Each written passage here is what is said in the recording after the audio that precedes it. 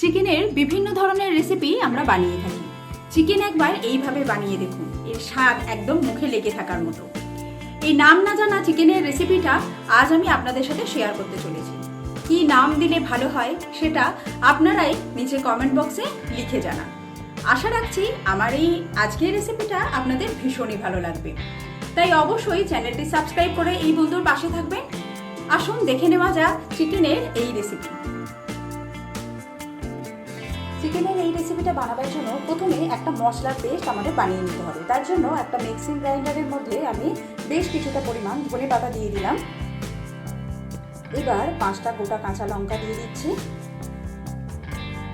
Add করে দেবো টক দই 3 টেবিল স্পুন।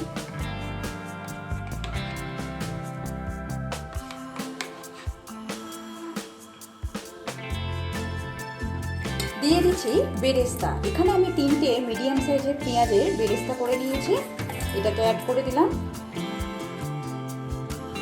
অ্যাড করে দিচ্ছি 2 টিস্পুন গোটা ধনে, 1 টিস্পুন জিরে অ্যাড করে দিচ্ছি, হাফ টিস্পুন দিয়ে দিচ্ছি গোলমরিচ, 2 থেকে 3টে লবঙ্গ অ্যাড করে দিলাম। সামান্য পরিমাণ জল অ্যাড করে এগুলোর একটা ফাইন পেস্ট আমাদের বানিয়ে নিতে হবে। দেখুন একদম ফাইন একটা মশলার পেস্ট রেডি করে নিয়েছি। এবার এটা আমরা ম্যারিনেশনের জন্য চিকেনের উপর দিয়ে দেবো। এখানে আমি 500 ওজনের চিকেন নিয়ে নিয়েছি। চিকেনের পিসগুলো মিডিয়াম সাইজ করে কেটে নেওয়া আছে। এবার এই যে মশলাটা আমি বানিয়েছিলাম সেটা চিকেনের মধ্যে দিয়ে দিচ্ছি।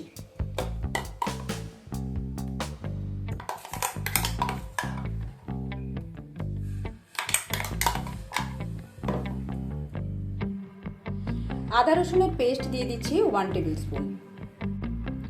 দিয়ে দেব পরিমাণ মতো নুন। এবার দিয়ে দিচ্ছি হলুদ, 1 টিস্পুন দিয়ে দিচ্ছি কাশ্মীরি রেড চিলি পাউডার, 1 টিস্পুনের একটু কম দিয়ে দিলাম গরম মশলা, 1 টেবিল স্পুন কসুরি মেথি আমি এর মধ্যে অ্যাড করে দিচ্ছি। এর সাথে অ্যাড করে দিচ্ছি 1 টিস্পুন ঘি। সমস্ত উপকরণ একসাথে খুব ভালোভাবে চিকেনের সাথে মাখিয়ে নেব।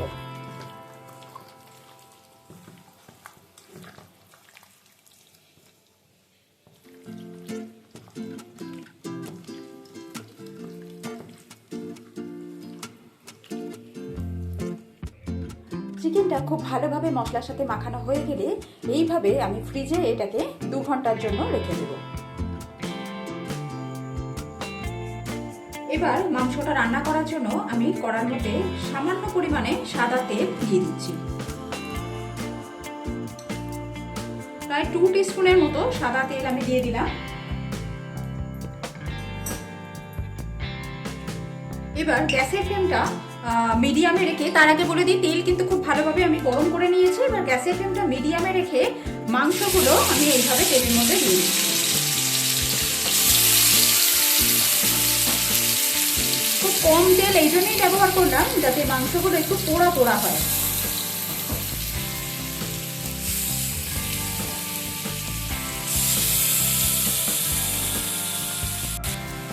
এই দেখুন ম্যারিনেশনের বাড়তি মশলাটা কিন্তু আমি এখন ব্যবহার করছি না, এটা পরে ব্যবহার করব। এটাকে এখন রেখে দিচ্ছি। খানিকক্ষণ পরে এগুলোকে উল্টে পাল্টে একটু পোড়া পোড়া করে ভেজে নেব। আপনারা কিন্তু এই কাজটা অনায়াসেই ফ্রাইং প্যানেও করতে পারেন, ননস্টিকের ফ্রাইং প্যানে। আমি আজকে কড়াতেই বানাচ্ছি।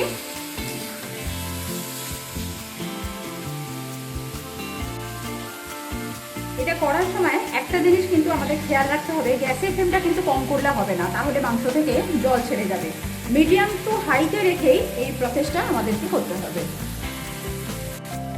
2 থেকে 3 মিনিট সময় নিয়ে আমি মাংসগুলোকে এইভাবে রান্না করে নিয়েছি। হালকা ব্রাউন কালার মাংসের গায়ে ধরেছে। এবার আমি কড়াটাকে পাশের ওভেনে সরিয়ে রাখছি। গ্যাসের উপরে এরকম একটা জাল রেখে দিয়েছি। একে একে মাংসর পিসগুলো এই জালের উপরে দিয়ে দেবো।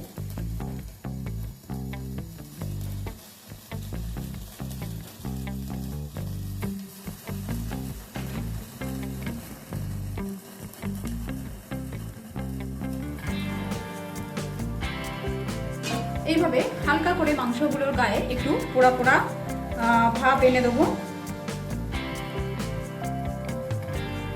মাঝে মাঝে অবশ্যই এরকম ভাবে উল্টে পাল্টে দিতে হবে। এতে কি হবে, খুব সুন্দর একটা স্মোকি ফ্লেভার আসবে।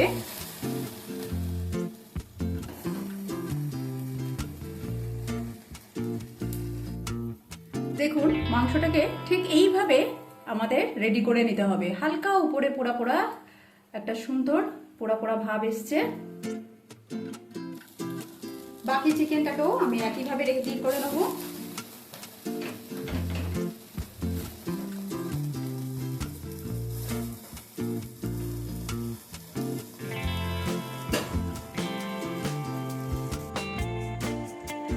এবার ফাইনাল রান্নাটা করার জন্য আমি কড়ার মধ্যে দিয়ে দিচ্ছি সাদা তেল।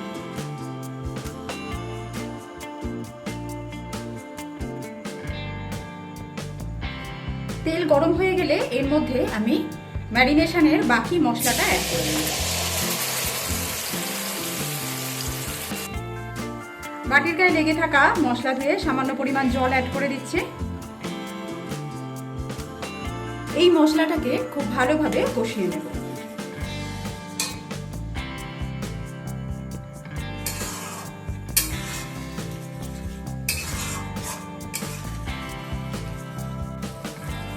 এখানে কিন্তু আমাদের আর কোনো মশলা অ্যাড করতে হবে না, শুধুমাত্র নুনটা একবার টেস্ট করে নিয়ে নুনটা যদি লাগে নুনটাকেই অ্যাড করব। মশলাটাকে তেল না ছাড়া পর্যন্ত ভালোভাবে কষে নিতে হবে। দেখুন, আপনাদের দেখিয়ে দিই, মশলা থেকে অলরেডি খুব সুন্দর তেল ছাড়তে শুরু করেছে। আরও কিছুক্ষণ একটু কষিয়ে নেব, যতক্ষণ না মশলাটা দানা দানা হয়ে যায়।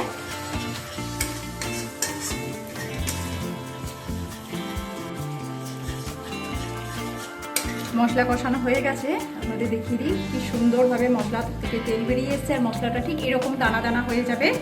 এই সময় আমি এর মধ্যে চিকেন অ্যাড করে দেবো। চিকেনটা দেবার পর খানিকক্ষণ মশলার সাথে একটু রান্না করে নেব। প্রায় 1 থেকে 1.5 মিনিট সময় নিয়ে একটু নাড়াচাড়া করে নিলেই হবে।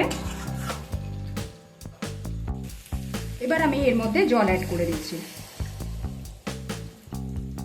খুব বেশি জল অ্যাড করব না, প্রায় 1 কাপের মতো জল দিয়ে দিলাম।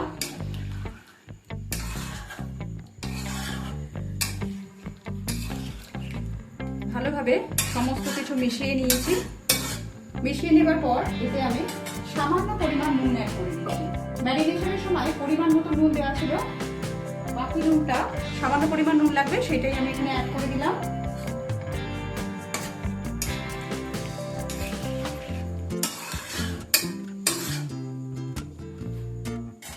এবার এটাকে কভার করে দিয়ে মাংসটাকে সেদ্ধ করে নেব।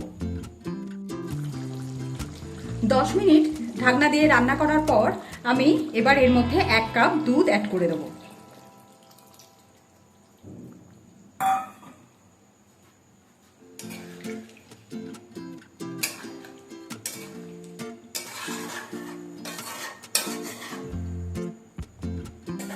আবারও এটাকে কভার করে দিয়ে 10 থেকে 12 মিনিট রান্না করে নেব।